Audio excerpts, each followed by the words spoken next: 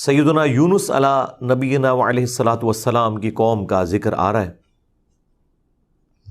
دیکھیں اللہ تعالیٰ کی یہ سنت ہے کہ اللہ تعالیٰ جب بھی کسی قوم میں کسی رسول کو مبعوث کرتا ہے تو وہ وہاں جا کر دھمکی لگاتے ہیں کہ ہم پر ایمان لے آؤ، نہیں تو بڑے دن کا عذاب تمہیں آ پکڑے گا۔ اور وہ بڑا دن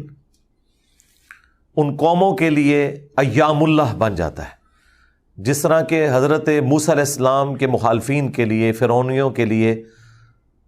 بخاری مسلم میں آیا کہ 10 محرم کا دن ایام اللہ بن گیا کہ اس دن فرعونی ڈبو دیے گئے۔ اسی طریقے سے قوم نوح جس دن ڈبوئی گئی وہ ان کے لیے ایام اللہ میں سے ایک یوم تھا، اللہ کے بڑے بڑے فیصلوں کے دنوں میں سے ایک دن۔ تو رسول ہمیشہ یہ دعوت دیتے ہیں کہ ہم پر ایمان لاؤ، اور اگر ایمان نہیں لاؤ گے تو بڑے دن کا عذاب تمہیں آ پکڑے گا، اور الٹیمیٹلی عذاب آتا ہے اور اللہ تبارک و تعالیٰ اہل ایمان کو انبیاء کے ساتھ بچا لیتا ہے اور مخالفین کو تباہ و برباد کر دیتا ہے،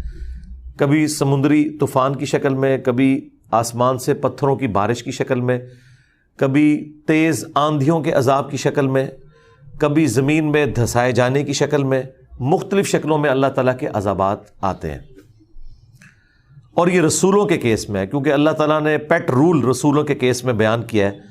کتب اللہ لأغلبن انا ورسلی۔ اللہ تعالیٰ نے اپنی ڈیسٹنی میں، تقدیر میں یہ بات لکھ دی ہے کہ بے شک میرے رسول اور میں ہی غالب رہوں گا۔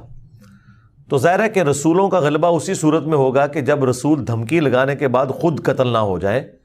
بلکہ ان کے مخالفین تباہ ہو جائیں اور رسولوں کو اور اہل ایمان کو اللہ تعالیٰ بچا لے۔ ایک ایکسیپشنل کیس سیدنا عیسیٰ علیہ السلام کا ہوا ہے کہ اس وقت تو ان کے مخالفین تباہ و برباد نہیں ہوئے، حضرت عیسیٰ علیہ السلام کو اللہ تعالیٰ نے زندہ آسمانوں پہ اٹھا لیا۔ یہ ایک یونیک ایکسیپشنل کیس ہے، لیکن اس کے بعد سے اب تک یہودی اللہ تعالیٰ کے زیر عتاب ہیں اس حوالے سے کہ انہوں نے اپنی روش درست نہیں کی،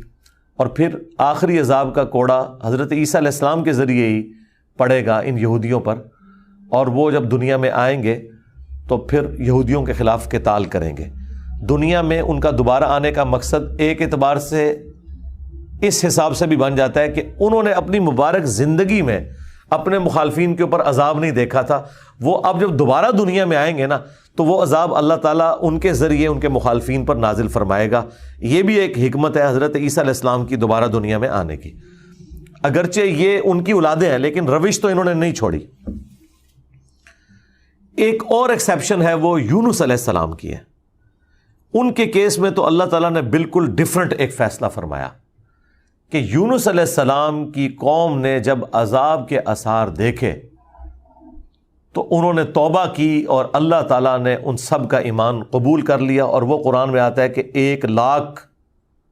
سے بھی زیادہ لوگ تھے جو سارے کے سارے ایک دن میں مسلمان ہو گئے۔ یعنی یونس علیہ السلام کی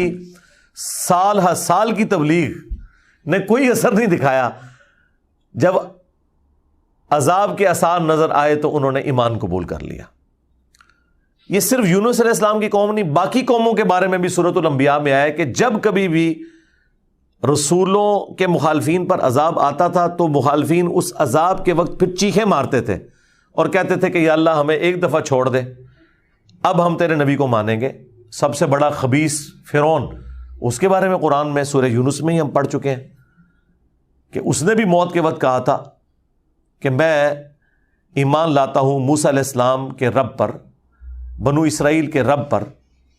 اور پھر اللہ تعالیٰ نے جواب میں فرمایا آن، اس وقت اب ایمان لے کر آیا، اس وقت ایمان لانا تجھے کوئی فائدہ نہیں دے گا۔ جو جامع ترمذی میں بھی حدیث ہے کہ موت کے غرغرے سے پہلے پہلے توبہ قبول ہے۔ یہ جو موت کا غرغرہ ہے نا، یہ امتوں کے کیسز میں عذاب کے آثار کا سامنے نظر آنا ہے۔